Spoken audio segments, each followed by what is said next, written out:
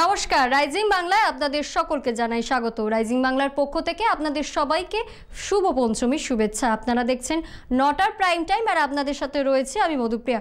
শুরুতেই দেখে নেব আজকের হেডলাইন্স। মমতাকে সরালেই মিলবে নারী সুরক্ষা, বিস্ফোরক শুভেন্দু।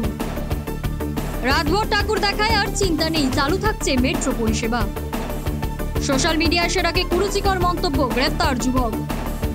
বিধায়ক আসন দাবিতে উত্তাল এলাকাবাসী, পঞ্চমী দিনে পথ অবরোধ। অর্থের টানে গ্রাম ছাড়ছেন ঢাকিরা, চোখে পুজোর আশা। ঠাকুর আনতে গিয়ে মর্মান্তিক দুর্ঘটনা, প্রাণ গেল 3 যুবকের। প্রায় 300টি ঝাউ গাছ কেটে বাদ, শাসক দলের বিরুদ্ধে এলাকাবাসীর প্রতিবাদ। মহেশ্বর সেনের স্বপ্নদেশ থেকে 413 বছরের ঐতিহ্যবাহী দুর্গাপুজোর আরম্ভ। শুরুতে যে গুরুত্বপূর্ণ খবরের দিকে চোখ রাখবো। মমতাকে সরালেই মিলবে নারী সুরক্ষা, বিস্ফোরক মন্তব্য করলেন শুভেন্দু অধিকারী। শনিবার নন্দীগ্রামে এক পুজোর উপহার বিতরণ অনুষ্ঠানে রাজ্যের বিরোধী দলনেতা শুভেন্দু অধিকারী বলেন, মুখ্যমন্ত্রী মমতা বন্দ্যোপাধ্যায় থাকলে না রাজ্যে নারীরা সুরক্ষিত নন। তিনি সরাসরি অভিযোগ করেন, রাজ্য থেকে মমতাকে সরাতে পারলেই নারীরা পাবেন প্রকৃত নিরাপত্তা। কি বলছেন তিনি, শোনাবো। পশ্চিমবঙ্গের মুখ্যমন্ত্রী মমতা বন্দ্যোপাধ্যায়কে রাজ্য থেকে বিতাড়িত করলেই নারীদের প্রকৃত সুরক্ষা নিশ্চিত করা যাবে, এমনটাই মন্তব্য করলেন বিরোধী দলনেতা শুভেন্দু অধিকারী। শনিবার নন্দীগ্রামে এক পুজোর উপহার বিতরণ অনুষ্ঠানে অংশগ্রহণ করে শুভেন্দু বলেন, অভয়ারা যেন ন্যায় বিচার পায়, রাজ্য মমতা বন্দ্যোপাধ্যায়ের শাসন থেকে মুক্তি পাক। তিনি আরো বলেন, তিনি দেবী দুর্গার কাছে প্রার্থনা করলেন যাতে বিজেপি পারে রাজ্য থেকে অসুর নিধন করতে এবং রাজ্যের শাসন পরিবর্তনের মাধ্যমে নারী সুরক্ষা ও সুশাসন প্রতিষ্ঠা করতে। বিচার পাক, মমতার হাত থেকে বাংলা মুক্তি পাক। সব নারী, সব দিদি, বোন, কন্যা সুরক্ষিত থাকুক। এই বাংলাতে অভয়া থেকে কসবা গার্লস কলেজ, পাঁশকুড়ার যারা সেবিকা, কেউ নিরাপদে নেই। দেবী দুর্গা আমাদের শক্তি দিন, এই অসুরদের হাত থেকে আমরা যাতে বাংলা মুক্তি করতে পারি, এবং এর একমাত্র সমাধান হচ্ছে মমতা ব্যানার্জিকে নবান্ন থেকে তাড়ানো। তাহলেই বাংলায় নারী, বোন, মা, কন্যা সুরক্ষিত হবে। শুভেন্দুর এই মন্তব্যকে কেন্দ্র করে রাজ্য রাজনীতিতে নতুন করে উত্তাপ ছড়ানোর আশঙ্কা করা হচ্ছে। তমলুক সাংগঠনিক তৃণমূলের সভাপতি সুজিত রায়, উনি শহীদ পরিবারের পাশে এলাকার বিধায়ক হিসাবে আছেন। বিজেপি তৃণমূলের করে কর্মে খেয়েছেন, 33টা পদ নিয়ে এখন বিজেপি চুরি করতে গেছে, তো উনি তাদের পাশে আছেন। আমরা আমাদের সামর্থ্য মতো দলীয় এতে আমরা সহযোগিতা করার চেষ্টা করেছি। এবার পুজোয় রাতে ঠাকুর দেখা শেষে বাড়ি ফেরা হবে ঝামেলাহীন। কলকাতা মেট্রো রেল কর্তৃপক্ষ ঘোষণা করছে 29 সেপ্টেম্বর থেকে 2রা অক্টোবর অর্থাৎ সপ্তমী থেকে দশমী পর্যন্ত সারা রাত মেট্রো চলবে। ব্লু, গ্রিন, পার্পেল ও ইয়েলো লাইনে চলবে বিশেষ রাতের সার্ভিস। তবে অরেঞ্জ লাইনে অর্থাৎ কবি সুভাষ থেকে বেলেঘাটা পর্যন্ত মেট্রো বন্ধ থাকবে, কারণ সেই সময় প্রযুক্তিগত রক্ষণাবেক্ষণ চলবে। পুজোর দিনগুলোতে রাতে ঠাকুর দেখা শেষে বাড়ি ফেরা আরো সহজ হতে চলেছে কলকাতাবাসীর জন্য। পঞ্চমী থেকে দশমী পর্যন্ত অর্থাৎ 27 সেপ্টেম্বর থেকে 2রা অক্টোবর শহরবাসীর সুবিধার্থে সারা রাত মেট্রো পরিষেবা চালু রাখার সিদ্ধান্ত নিয়েছে কলকাতা মেট্রো রেল কর্তৃপক্ষ। জানা গেছে, ব্লু লাইন দক্ষিণেশ্বর থেকে কবি সুভাষ, গ্রিন লাইন হাওড়া ময়দান থেকে সেক্টর 5, পার্পেল লাইন জোকা থেকে মাঝেরহাট এবং ইয়েলো লাইন নোয়াপাড়া থেকে জয় হিন্দ বিমানবন্দর। এই 4টি রুটে চলবে বিশেষ রাতের মেট্রো পরিষেবা। তবে অরেঞ্জ লাইনে অর্থাৎ কবি সুভাষ থেকে বেলেঘাটা পর্যন্ত মেট্রো চলাচল 27 সেপ্টেম্বর থেকে 2রা অক্টোবর পর্যন্ত সম্পূর্ণরূপে বন্ধ থাকবে। মেট্রো রেল কর্তৃপক্ষ জানিয়েছে, ওই সময়টিতে প্রযুক্তিগত রক্ষণাবেক্ষণের কাজ চলবে। সেনাবাহিনীকে কুরুচিকর মন্তব্য করার অভিযোগে নদিয়ার আরংঘাটা থেকে এক যুবককে গ্রেফতার করল ধানতলা থানার পুলিশ। কয়েকদিন আগে সোশ্যাল মিডিয়ায় লাইভে এসে ওই যুবক সেনাবাহিনীকে অপমানজনক মন্তব্য করেছিল বলে অভিযোগ। সাধারণ মানুষের ক্ষোভের পর পুলিশ দ্রুত ব্যবস্থা নেয় এবং শনিবার ধৃতকে রানাঘাট আদালতে পাঠানো হয়, যদিও এর আগে অভিযুক্ত প্রকাশ্যে ক্ষমা চেয়েছে। ফেসবুকে ভারতীয় সেনাবাহিনীকে নিয়ে কুরুচিকর ও অসম্মানজনক মন্তব্য করার অভিযোগে নদিয়ার আরংঘাটা থেকে এক যুবককে গ্রেফতার করল ধানতলা থানার পুলিশ। কয়েকদিন আগে ওই যুবক লাইভে এসে সেনাবাহিনীকে অপমানজনক মন্তব্য ও গালিগালাজ করে বলে অভিযোগ। ঘটনায় ক্ষোভ ছড়ায় সাধারণ মানুষের মধ্যে। অভিযোগ জমা পড়তেই শুক্রবার রাতে পুলিশ তাকে গ্রেফতার করে। শনিবার ধৃতকে রানাঘাট আদালতে পাঠানো হয়। এর আগে নিজের কৃতকর্মের জন্য প্রকাশ্যে ক্ষমা চেয়েছে অভিযুক্ত। ওগুলো অ্যাকচুয়ালি একটা লাইভ ভিডিও ছিল, একজনের সাথে গন্ডগোল চলছিল পার্সোনাল, এবং সে ভীষণভাবে আমাকে মানে ভীষণভাবে গালিগালাজ করছিল। তার পার্টিকুলার একজনকে অ্যান্সার দিতে গিয়ে মানে মুখ ফসকে আমার বেরিয়ে যায়। তার জন্য আমি ক্ষমা চেয়ে ভিডিও করছি সোশ্যাল প্ল্যাটফর্মে, যেহেতু ওটা আমি অন্যায় করেছি এবং আমি মন থেকে সেটা ক্ষমা প্রার্থী। তারপর আমি দুটো ভিডিও করেছি, যেহেতু আমি সোশ্যাল মিডিয়াতে অন্যায় করেছি সেখানে ক্ষমা প্রার্থী ক্ষমা ভিডিও করেছি। তো তারপরে মানুষ সেটা গ্রহণ করেনি, বা যারা আছে ইন্ডিয়ান সৈনিক তারাও গ্রহণ করেনি।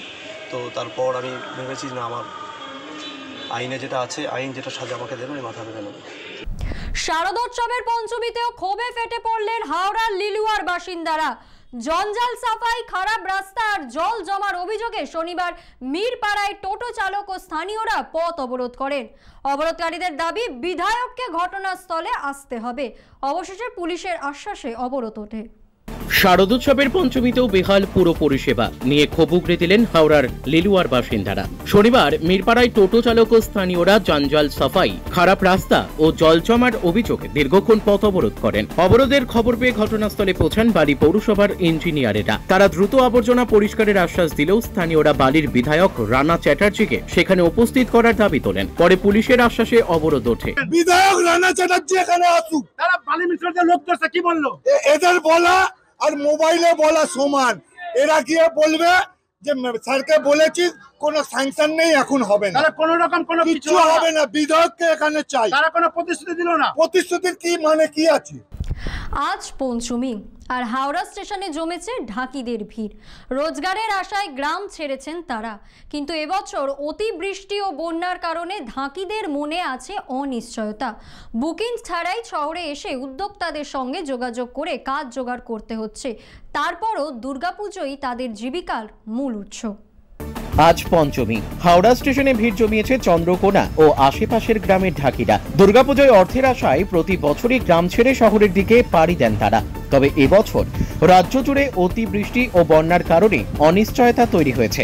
ঢাকিদের আশঙ্কা কলকাতার জলমগ্ন অবস্থায় প্রভাব পড়তে পারে তাদের রোজগারে। তারা জানাচ্ছেন, বুকিং ছাড়াই শহরে এসে উদ্যোক্তাদের সঙ্গে যোগাযোগ করে কাজ জোগাড় করতে হয়। সারা বছর ধরেই দুর্গাপুজোকে ঘিরেই বেঁচে থাকেন ঢাকিরা। গ্রামের তুলনায় শহরে রোজগারের সুযোগ বেশি হওয়ায় তাদের এই পাড়ি। এক মাস আগে থেকেই চলে প্রস্তুতি, কিন্তু এবছর প্রকৃতির বৈরিতায় ঢাকিদের মনেও জমেছে মেঘ।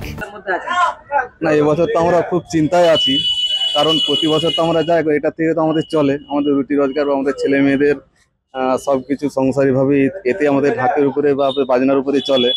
তো সেই ক্ষেত্রে আমরা এবছর খুব চিন্তিত বলতে গেলে আমরা যাচ্ছি, কারণ আমরা তো অনেক জায়গায় শুনছি, দেখছি, প্রত্যেকের বাড়িতে টিভি, আমাদের যদিও নাই, প্রত্যেকের বাড়িতে টিভি আছে বা লোকের মুখে শুনছি, এখানে সেখানে শুনছি দূর বা কলকাতাতে খুবই এবছর বন্যা বা জলে একটি জলময় হয়ে রয়েছে।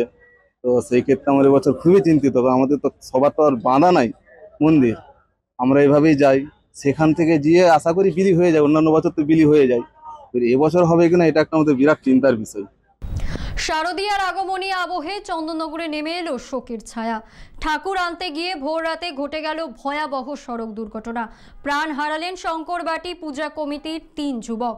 অনন্তপুরের কাছে ঘটে এই মর্মান্তিক দুর্ঘটনা। আহত আরও কয়েকজন চিকিৎসাধীন। কিভাবে ঘটলো এই দুর্ঘটনা তা খতিয়ে দেখছে পুলিশ। শারদীয়া আগমনী আবহে শোকের ছায়া চন্দননগরে। শনিবার ভোররাতে ঠাকুর আনতে গিয়ে ভয়াবহ সড়ক দুর্ঘটনায় প্রাণ হারালেন শঙ্করবাটি পূজা কমিটির 3 যুবক। পোলবা থানার অন্তর্গত অনন্তপুরের কাছে 6 জনকে নিয়ে চন্দননগরের দিকে ফেরার পথে দুর্ঘটনার কবলে পড়ে একটি 4 চাকা গাড়ি। ঘটনাস্থলে মৃত্যু হয় 2 জনের। বাকি 4 জনকে গুরুতর আহত অবস্থায় হাসপাতালে নিয়ে গেলে চুঁচুড়ার ইমামবাড়ায় চিকিৎসাধীন অবস্থায় আরও একজনের মৃত্যু হয়। এই হৃদয় বিদারক ঘটনায় শোক স্তব্ধ শঙ্করবাটি ও চন্দননগর। দুর্ঘটনার কারণ খতিয়ে দেখছে পুলিশ। শঙ্করবাটি প্রাথমিক বিদ্যালয়, আর ঘটনাটা ঘটেছে আমাদের চন্দ্রনগর ওভারব্রিজ থেকে নামার মুভমেন্ট হয়েছে। ইটের গাদা থেকে ধাক্কা মেরে সঙ্গে সঙ্গে 2 জন আপনার স্পট ডেড। আদার্স সবাইকে এখানে নিয়ে আসা হয়। তার মধ্যে চুমির একজন আনার পরে স্পট ডেড, একজনকে কলকাতা পিজিতে ট্রান্সফার করে, আর 2 জন খুব আহত, মানে খুব সিরিয়াস পজিশন হয়ে আছে। দুর্গাপুজোর মুখে দক্ষিণ 24 পরগনায় তীব্র উত্তেজনা। প্রায় 300টি ঝাউ গাছ কেটে নেওয়ার অভিযোগে শাসক দলের বিরুদ্ধে ফুঁসে উঠেছেন এলাকাবাসী। পাথর প্রতিমার দক্ষিণ সুরেন্দ্রনাথগঞ্জে এই ঘটনায় বিক্ষোভে ফেটে পড়েন স্থানীয়রা। যদিও শাসক দলের দাবি তারা এতে যুক্ত নন। দুর্গাপুজোর মুখে দক্ষিণ 24 পরগনার পাথর প্রতিমার ব্লকের দক্ষিণ সুরেন্দ্রগঞ্জ 12 নম্বর নদী পাড়ে প্রায় 300টি ঝাউ গাছ কেটে নেওয়ার অভিযোগে এলাকাবাসী শনিবার বিক্ষোভ করেন। স্থানীয়দের অভিযোগ, এই কাজ শাসক দলের বুথ সভাপতি সুখদেব ভুইয়ার নির্দেশেই করা হয়েছে। গাছ কেটেছেন, আমি এই বিষয়ে কিছু জানি না। এই যে আপনার বাড়ির পাশ থেকে এতগুলো গাছ কাটা হলো, আপনি কি বলবেন? সকালে যখন আমি যেটা বেরিয়ে যাই তখন কিছুই দেখিনি, তারপরে যখন আমি ফিরি তখন দেখি না ওখানে গাছ কাটা হচ্ছে। তারপরে ওখানে দেখলাম যে গাছ কাটছে কেন, না আমরা ফরেস্ট থেকে পারমিশন পেয়েছি। কারা বললো? যারা গাছ কাটছে। কারা কারা কারা কাটছিল? যারা গাছ কাটছিল ওই ধারের লোক, পঞ্চানন মণ্ডল বলে একজন লোক। ও উনি উনি কিন্তু উনি বলছেন আপনি ওকে কাগজ, অঞ্চলের কাগজ দেখিয়েছেন, আপনি কাটতে পারমিশন দিয়েছেন? না না না, তাহলে অঞ্চলে আমি যদি কোনো কাগজ দেখিয়েছি বা আমরা যদি কোনো পারমিশন দিয়েছি কাগজ দেখা। ভুক্তভোগীরা জানান, 2019 সালে আইলা বাঁধ রক্ষার জন্য লাগানো এই গাছ বাঁধের নিরাপত্তার জন্য অত্যন্ত গুরুত্বপূর্ণ। তা রাতভর কেটে নৌকায় সরিয়ে নেওয়া হয়েছে। এলাকায় আইলা বাঁধের উপরে অবৈধভাবে গাছ কাটার জন্য, এবং এই অবৈধভাবে গাছ কেটেছে এলাকার কাঠ ব্যবসায়ী পঞ্চানন মণ্ডল, পিতা নিরঞ্জন মণ্ডল। আমরা ফরেস্টারকে জানিয়েছি, ওনার উপযুক্ত শাস্তি না হওয়া পর্যন্ত যে আইলা বাঁধে যে গাছ কাটা হয়েছে এই গাছ যাবে না। কেন গাছ কাটা হয়েছে জানেন? না, আমরা জানি না, তবে বলছে যে আমি এলাকার অনুমতি, ফরেস্টারের অনুমতি নিয়ে গাছ কেটেছি, কিন্তু ফরেস্টার বলছে যে না আমি অনুমতি কোনো দেইনি। তাই আজকের ফরেস্টারের কাছে আমরা আবেদনপত্র জমা দিয়েছি। পঞ্চানন মণ্ডল স্বীকার করেছেন তিনি ও 17 জন শ্রমিক মিলে এই গাছ কেটেছেন। তবে সুখদেব ভুইয়া নিজেকে এই ঘটনার সঙ্গে যুক্ত নয় বলে দাবি করেছেন। গাছ লাগানো হবে বলে আমাকে বলে যে এই গাছগুলো কেটে দিলে আমরা গাছ লাগাবো। আমার একটা কিনাও হয়নি, আমার আপনাকে শুধু কেটে দিতে বলেছে? কেটে দিতে বলেছে। কে বলেছে? কে বলতে এখানকার তাদের এলাকার কি কমিটি আছে, ওই কমিটি বেনু ভূঁইয়ার সঙ্গে আমার যোগাযোগ। বেনু ভূঁইয়া? বেনু ভূঁইয়া কে আপনি জানেন? বেনু ভূঁইয়া ওই কি কমিটি মেম্বার, না কি করে আমি বলতে পারবো না। পুলিশ ও বন দপ্তর শনিবার ঘটনাস্থলে এসে তদন্ত শুরু করেছে। এলাকাবাসী দায়ীদের শাস্তির দাবিতে তীব্র প্রতিবাদ জানিয়েছেন। জিপ্লট অঞ্চল গোবর্ধনপুর কোস্টাল থানার এরিয়ায় 12 নম্বর ঘাট আইলা বাঁধের ওপর 2019 সালে গ্রামবাসী তথা এলাকার মানুষজন নদীবাঁধকে রক্ষা করার জন্য প্রচুর পরিমাণে গাছ রোপণ করেছিল। কিন্তু আমরা সারা পশ্চিমবাংলা জুড়ে দেখতে পাচ্ছি শাসক দলের যে দুর্নীতিপরায়ণ, সমস্ত চুরি ডাকাতি সব দিক থেকে আজ সবুজায়ন পর্যন্ত চুরি করে ফেলেছে শাসক দল, সেটাও ছাড়ছে না। জিপ্লট গ্রাম পঞ্চায়েতের প্রধান পারমিশন দিয়েছে, বলছে যে গাছ কাটার জন্য। স্থানীয় যিনি রয়েছেন শাসক দলের নেতৃত্ব, জয়দেব মণ্ডল, সুখদেব ভুঁইয়া এবং নজরুল মোল্লা। আমরা জানতে চাইছি গ্রামবাসী হিসেবে এবং এলাকাবাসী হিসেবে যে এই দুর্নীতি জালে মানুষ জড়িয়ে গিয়ে আজকে নদীবাঁধ প্লাবিত হচ্ছে, বসতি হারাচ্ছে, কিভাবে আগামী দিনে আমরা বাঁচব? এই বাঁচার হাত থেকে আমরা যেমন এই প্রতিকারও চাইছি, তেমনি ওদের কঠোরতম সাজাও চাইছি। এবার আপনাদের নিয়ে যাব মালদহে, যেখানে আজও টিকে আছে 4 শতাব্দীর পুরনো এক ঐতিহ্য। স্বপ্নাদেশ থেকে শুরু আর এক রহস্যময় ঘটনার সাক্ষী হয়ে শুরু হয়েছিল পুরাতন মালদহের বাচামারি দুর্গাপুজো। 413 বছর পেরিয়েও সেই নিয়ম নীতি, সেই প্রথা আজও অক্ষুণ্ণ।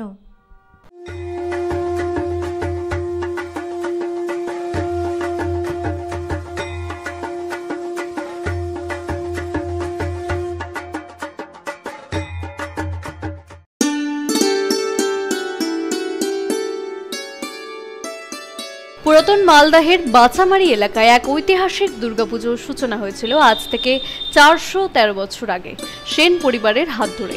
কথিত আছে মহেশ্বর সেন স্বপ্নে মা দুর্গার আদেশ পান তার পুজো শুরু করার জন্য। সেই রাতে সেন পরিবারের সেবায়েত অশ্বিনী ভট্টাচার্য মহানন্দা নদীর ঘাটে এক রহস্যময় রমণীকে দেখতে পান। দেবীর মতোই রূপ, সঙ্গে 2 ছেলে ও মেয়ে। রমণী সেন পরিবারের পথ জানতে চেয়েছিলেন এবং এরপরই হঠাৎই অদৃশ্য হয়ে যান।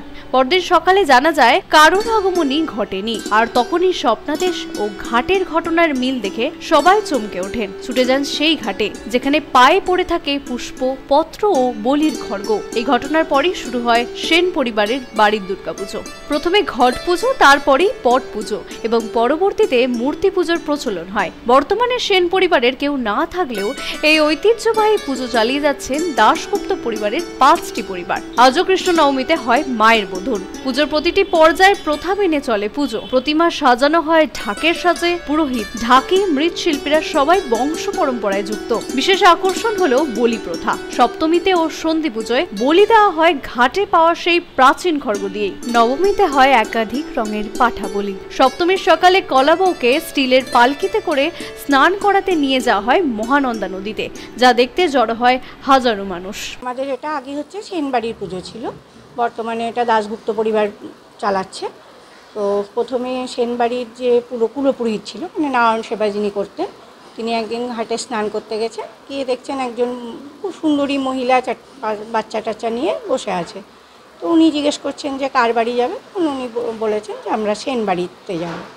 তো পুরোহিত চলে এসছে, আসার পরে বাড়িতে এসে জিজ্ঞেস করেছে যে আপনাদের বাড়িতে কোনো আত্মীয় এসছে বেড়াতে? তখন বলছে না, আমাদের বাড়িতে তো কেউ আসেনি।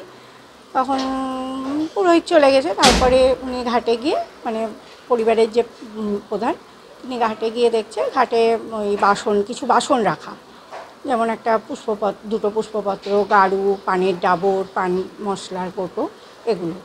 তো উনি বাড়ি এসছেন, আসার পরে রাতে ওনাকে স্বপ্ন দিয়েছে যে আমি তোর এখানে এসছি, আমাকে নিয়ে এসে প্রতিষ্ঠা করে পুজো করে। প্রথমে ঘটে পুজো হয়, তারপরে পটে, তারপরে মূর্তি করে। তখন থেকে 413 বছর ধরে মূর্তি পুজোই হয়ে আসছে। সেনবাড়ি পুজো পার্বণে আমি যুক্ত আছি এবং আমার পূর্বপুরুষ ধরে এই পুজো করে আসছে, এখন বর্তমানে আমি করছি। তো এই পুজো আমাদের কৃষ্ণা নবমীতে বোধন হয়ে থাকে। সেই বোধন থেকেই আমাদের চণ্ডীপাঠ শুরু হয়ে যায়, একবারে আমাদের সেই মহানবমী পর্যন্ত চণ্ডীপাঠ চলতে থাকে। তো সেক্ষেত্রে আমাদের এই 15 দিন যাবৎ পুজো তো হয়েই থাকে। এ বাবদ আমাদের ষষ্ঠীর দিন আমাদের রাত্রেবেলা আমন্ত্রণ অধিবাস মায়ের হয়ে থাকে।